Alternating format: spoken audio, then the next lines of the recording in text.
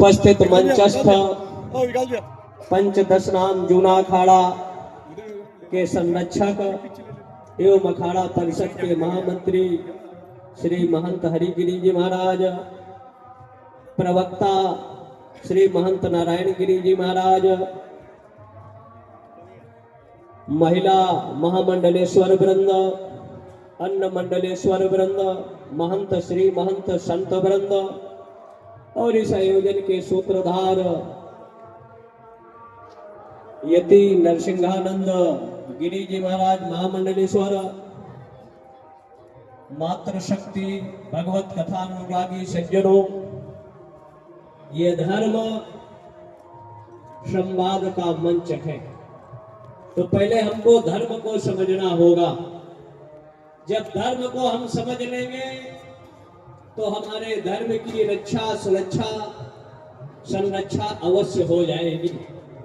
ये तीर्थराज प्रयाग मंथन की भूमि रहा है, जहां सात्विक और तामसी शक्तियों ने मिलकर वर्तमान परिस्थितियों को दृष्टिगत रखते हुए अमृत की लालसा में मंथन किया था। मंथन का आधार चिंतन था और उस चिंतन के माध्यम से जब मंथन हुआ, किसके लिए हुआ? अमृत प्राप्ति के लिए।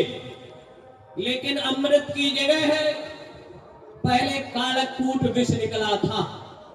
तो वर्तमान परिस्थितियों में विश्व पटल पर विश्व चतुर्दिक व्याप्त है और उस विश्व के शमन के लिए एकमात्र दुनिया में अगर किसी के पास समाधान व्यवस्था है, वह सनातन के पास है। उन परिस्थितियों से निकटने का काल अगर हम कुछ पूर्व जाएं तो शिवाजी का काल ले लो। औरंगाबाद महाराष्ट्र में जब आदिल शाह के दरबार में उनके चाचा गए मिलने के लिए और शिवाजी की अवस्था मात्र 7 वर्ष थी, वो मिलने के लिए जाते हैं, कुछ प्रस्ताव रखते हैं और आदिल शाह के कहते ही उनका गला काट दिया जाता है। शिवाजी देख रहे थे, वहां से छिपकर नीचे आए और अपने साधन से जाते हैं, अपनी मां को बताते हैं और तैयारियां करते हैं और प्रशिक्षण तैयार करते हैं। 12-15 वर्ष की अवस्था में छापामार शैली में, और उनकी जो शिवाजी की परिकल्पना थी कि हमारे लोग होंगे, हमारा स्वशासन होगा और इन विधर्मियों से निपट कर, और उनका मार्गदर्शन उस समय अगर कोई कर रहा था तो समर्थ गुरु रामदास का नेतृत्व और मार्गदर्शन हो रहा था। अगर और परिस्थितियों में पीछे जाए तो गुरु गोविंद सिंह ने 5 प्यारों की परिकल्पना करते हुए कहा, जो मरने के लिए तैयार हो वो हमारे मिशन में सम्मिलित हो जाए।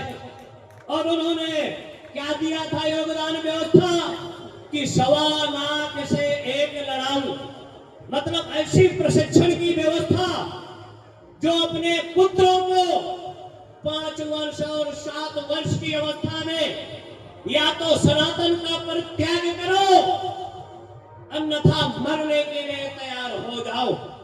ये संस्कार थे गुरु जी के कि 7 वर्ष का बच्चा 9 वर्ष का अपने धर्म का परित्याग नहीं करता। स्वधर्मम निधनम सेयः परधर्मम भयावह। दीवार में चुन जाना, मर जाना आज भारत के स्वर्ण अक्षरों में है। इतिहास, इसलिए हमको अपने पूर्वजों का इतिहास को भूलना नहीं चाहिए। रानी लक्ष्मीबाई का इतिहास तत्या टोपे का, और अगर ले लें हम ये प्राग की भूमि से चंद्रशेखर आजाद, लेकिन गद्दारी के शिकार होते हैं, बलिदान होता है भगत सिंह, राजगुरु, सुखदेव, और आजादी इतनी जल्दी नहीं मिलती, 100 साल लग जाता है। तो नरसिंहानंद जी का जो संघर्ष है, एक दिन हम इस पर सफल होंगे, विजय होगी। बशर्ते हमको संघर्ष के पथ पर परिस्थितियों के जन्य नीति निर्धारित करते हुए नीतियों में कभी कभी सुधार, संशोधन, परिवर्तन और परिष्कार की जरूरत है। और हर समस्या, दुनिया में कोई ऐसी नहीं, दुनिया में सब देश प्राय अपने देश को सर्वोच्च और दूसरे को नकारात्मक, मतलब जिंदाबाद और मुर्दाबाद, लेकिन सनातन संस्कृति के मान बिंदु दुनिया में शांति चाहते हैं, सद्भाव चाहते हैं, एकता, वचनामृत और चरणामृत, ज्ञान के अमृत से दुनिया का मार्गदर्शन अगर करने में सक्षम था, पहले भी, आज भी और भविष्य में अगर कोई सक्षम होगा, वह एकमात्र अनादि अमोघ से वैदिक सनातन विचारधारा, समता, सनातन चिंतन पद्धति ही रास्ता दे सकती है। क्योंकि आप शाश्वत हैं, जहां मरने से भी नहीं डरते हैं। उस क्रांति के सूत्र में बंगाल की भूमि से सुभाष चंद्र बोस जहां शिक्षा के माध्यम से उन विधर्मी प्रोफेसरों से संघर्ष करते हैं और भारत माता को असंसदीय शब्द करने पर 2-4 थप्पड़ भी जड़ते हैं। उनके पिता अच्छे लायर थे, अधिवक्ता थे, और बेटे का जब निष्कासन होता है, प्रबंध तंत्र ने कहा कि आपका बेटा माफी मांग ले, दोबारा प्रवेश मिल जाएगा। तब सुभाष ने कहा था माफी 3 टीचरों को मांगना चाहिए, क्योंकि इन्होंने हमारी संस्कृति, हमारी विरासत और हमारी परंपराओं को आलोकतांत्रिक, अमर्यादित, असंसदीय शब्दों का यूज किया है, इसलिए मैं माफी नहीं मांगूंगा। निष्कासन स्वीकार किया। विदेश की भूमि में जाकर हिटलर जैसे तानाशाह से ऑल इंडिया रेडियो के माध्यम से संदेश देते रहे 5,38,992 गांवों में। लेकिन जो झूठा इतिहास है, 3 ऐसे शिक्षा मंत्री हुए जो आजकल का चाहे राजनेता हो, चाहे आईएएस हो, आईपीएस हो, या पूंजीपति हो, या हम संत भी, जिन्होंने शिक्षा लिया कि अमुक महान, लेकिन शिवा को नहीं बताया, राणा को नहीं बताया, तत्या टोपे को नहीं बताया, राम कृष्ण, दुर्गा, शिव, हमारे सनातन के मानबिंदु आस्था के केंद्रों को न शिक्षा में स्थान है, न उनकी महिमा, गरिमा, गरिमा का मंडन किया गया। जिसके दिमाग में वही भरा है, तो शिक्षा प्रणाली में परिवर्तन की जरूरत है। एलकेजी से जब हम शिक्षा में सुधार करेंगे और नया जनरेशन को सनातन के वजूद, अस्तित्व, मर्यादा को बताएंगे। लेकिन जैसे एक बाल्टी है, उसमें करोड़ों बैक्टीरिया है, उन बैक्टीरिया से निपटने के लिए अगर हम चिकित्सक के पास जाते हैं तो चिकित्सक कहता है इस बाल्टी के जल को छान दो। छानने के बाद भी उसमें बैक्टीरिया रह जाता है। दूसरा कहता है इसमें थोड़ा सा केमिकल डाल दो। और तीसरा उसका निदान है कि पर्याप्त मात्रा में अगर केमिकल डाल दिया जाए तो उनके विषाणु और जड़ें समाप्त हो जाएंगी।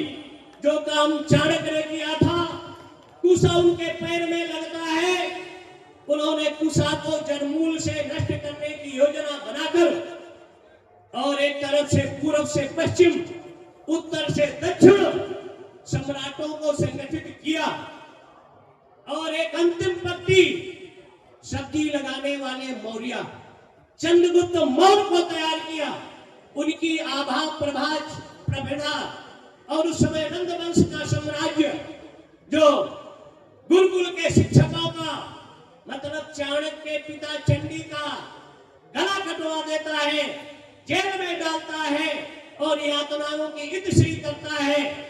ऐसी विषम परिस्थिति में उन्हीं के बीच के व्यक्ति को तैयार करता है।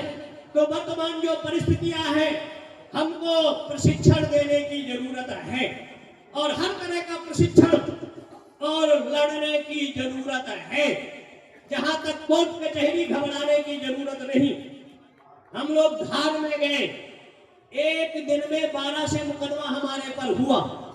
उड़ीसा में गए, ईशानेश्वर मंदिर है, 3 से मुकदमा कर दिया। नेपाल में हम गए, कहे प्रवेश नहीं करोगे, 500 मुकदमे हो गए।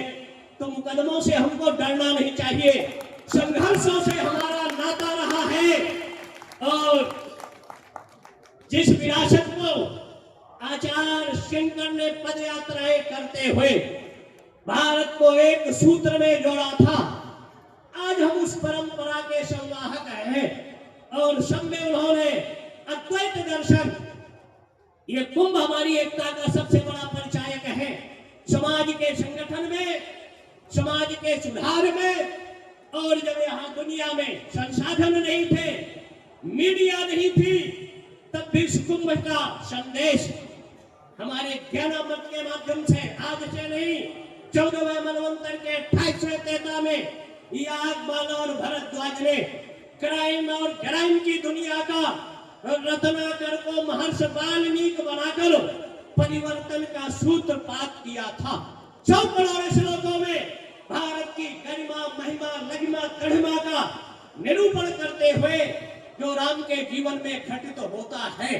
भगवान राम इस देश के गृहवासी, वनवासी, आदिवासियों को, और अगर देखा जाए तो पूर्वोत्तर भारत की चीफ मिनिस्टर उन्होंने ताड़का को बनाया।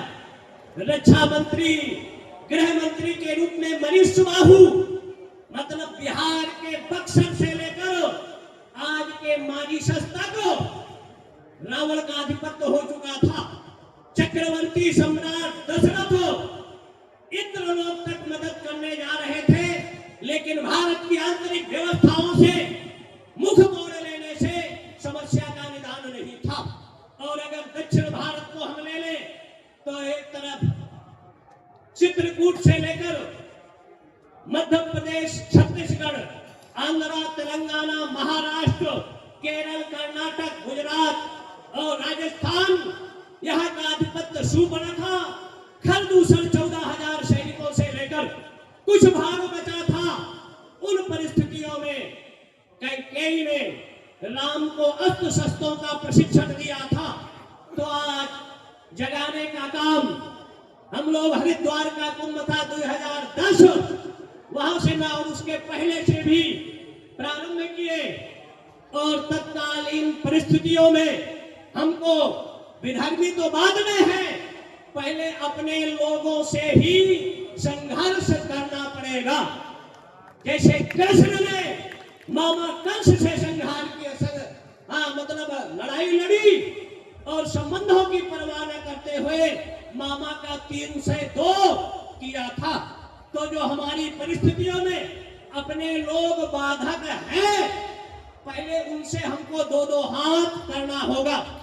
2003 अलीगढ़ के करौली की घटना है। एक 18-20 साल का जाट का लड़का था, वो आरी लेकर जा रहा था और एक मुसलमान के हाथ में लग गया, आधा कट गया। 15-20 मुसलमानों ने घेर लिया, कहे ये करेंगे, ये करेंगे, ये करेंगे, चलो। कहे चलो, कहाँ चलना है? और जब ललकार के बोला, कहे मैं डरता नहीं, तो धीरे धीरे वो 20 खसक गए। इतनी डरपोक ये कौम है, बशर्ते हमको दृढ़ता, एकता, और अगर हथियार भी नहीं है तो हमारे यहाँ प्रशिक्षण के कई बिंदु हैं। ये 2 अंगुलियां हैं, या ये मुक्का है, ये मस्तक में मारो, 2 मिनट के अंदर राम नाम सत्य हो जाएगा। अगर इन उंगलियों से गले के नीचे 2 नसें हैं, दबा दो तो 3 सेकंड के अंदर व्यक्ति का नाम सत्य हो जाएगा। अभी हम सब कुछ समय पूर्व लगभग 8 दिन पहले त्रिपुरा में थे। बांग्लादेश की परिस्थितियों पर लगभग 5-7 लाख लोग तैयार है, ज्यादा नहीं। बांग्लादेश की परिस्थितियों का विभाजन होगा। वहां 17 करोड़ की आबादी है और 17 करोड़ में 1 करोड़ 30 लाख सनातनी है, और लेकिन सब नपुंसक और हिजड़े हैं। कश्मीर का हम याद करते हैं, लेकिन अगर किसी ने हथियार नहीं उठाया, एक चाकू नहीं उठाया, तो अगर हमको मरना ही है तो जितना शरीर में शक्ति है, दो चार को मारकर अगर मरोगे तो दोनों पुरुषों के सूर्यमंडल भेदनो परिव्राज योगी से हम सूर्यमंडल का भेदन कर, क्योंकि हमारी आत्मा शाश्वत है, अजर अमर अविनाशी है। जातस्य धो मृत्यु धो जन्म मृतस्य का, हमारा जन्म है तो मृत्यु है, लेकिन हमारी आत्मा शाश्वत है। उसको न शास्त्र भेदन कर सकता है, न जल गला सकता है, न अग्नि जला सकती है। इसलिए हम अपने को विनाशी मानकर और युद्ध के मैदान में अर्जुन जैसे कई साल तैयारियां किया, लेकिन जब अपने बंधुओं को देखा तो युद्ध से विमुख हो जाता है। तो भगवान कृष्ण ने 700 श्लोकों में गीता का संदेश देकर अर्जुन को जगाया, मतलब युद्ध के लिए तैयार किया। तो वही स्थिति हमारे सनातनी हिंदुओं की है। हम कट रहे हैं, मर रहे हैं, लेकिन मोह निशा सब सोवन हारा, देखे स्वप्न अनेक प्रकार, जो अनेक तरह की विचारों को हम आत्मसात करते हैं। इसलिए हमको प्रशिक्षण लेने की जरूरत है। और जहां तक सरकारें, हिरण्यकश्यप को वरदान था, हिरण्याक्ष हिरण्यकश्यप आते हैं और नरसिंहावतार होता है, लेकिन उनके वरदान को खत्म नहीं किया। रावण को वरदान था तो बहुत से संवैधानिक अधिकार उन विधर्मियों को मिले हुए हैं, लेकिन उनसे काट निकालते हुए, जैसे उस समय वरदानों का काट निकालते हुए कृष्ण या राम या नरसिंहावतार ने काम किया था, तो संवैधानिक जो अधिकार दिए हैं बहुत से काम हो गए, लेकिन कुछ कामों में टाइम लगता है। और उस टाइम को आधार लेते हुए सरकारें अपना काम करेगी, लेकिन हमको अपने स्तर से तैयारियां करना होगा। शांति के लिए हम माला जपते हैं और जरूरत पड़ती है तो हमारी जो फौज है, ये नागा स्वामी त्रिशूल लेकर चलते हैं और जो कहते हैं संघर्ष 16वीं सदी में ही प्रयागराज कुंभ को प्रतिबंधित किया कि स्नान नहीं करने दिया जाएगा, और उनकी फौजें लगाई गई शासकों की, तब भी नागा फौज लड़े, अपने परंपराओं का परित्याग नहीं किया, स्नान को पूरा किया। तो हम शाश्वत हैं, मरने से डरते नहीं, बशर्ते हम दुनिया में शांति चाहते हैं, सद्भाव चाहते हैं। लेकिन अगर सद्भाव से काम नहीं होता तो बाल्टी में पॉइजन डालकर उन बैक्टीरिया को हमको समाप्त करना होगा। विदुर हनुमान जी जैसे ज्ञानी अंगद रावण को समझाने के लिए जाता है।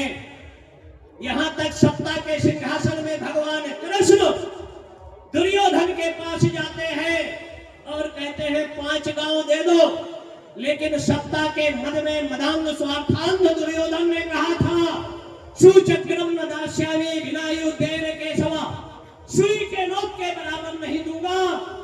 इसलिए इस्लाम के बंदों का भारत के संवैधानिक दृष्टि से जब आजादी मिली तो 33% भूभाग बांग्लादेश और पाकिस्तान वो ले चुके हैं। यहाँ उनको रहने का अधिकार न था, न है, न भविष्य में होना चाहिए। शांति के साथ चले जाए।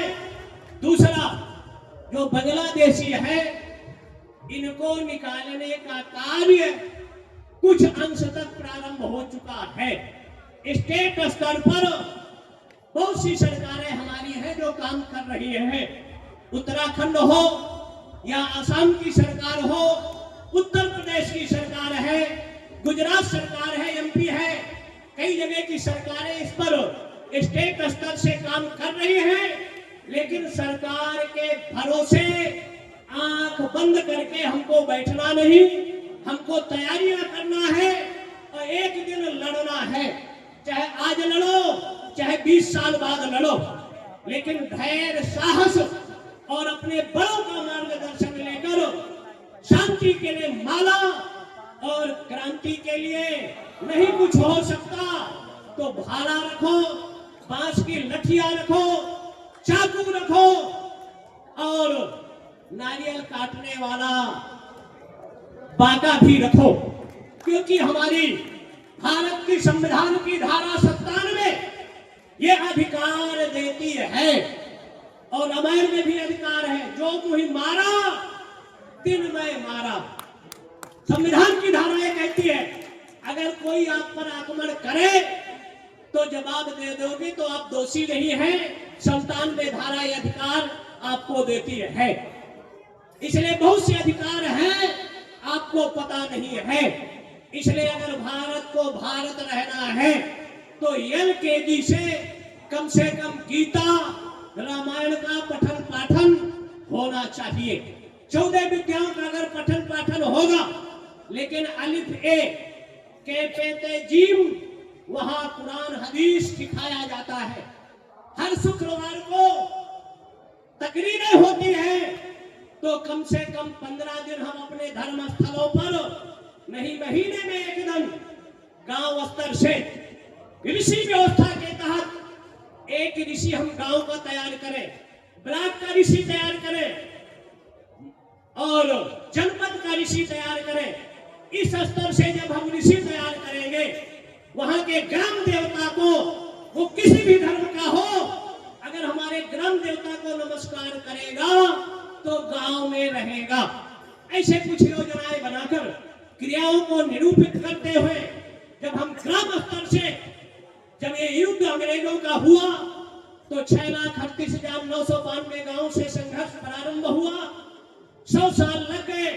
1857 की क्रांति गाय की चर्बी से बलिया के मंगल पांडे ने प्रारंभ किया और कितने शहीद हुए, बलिदान हुए। इसलिए उन शहीद और बलिदानियों का इतिहास हम पढ़े समझे।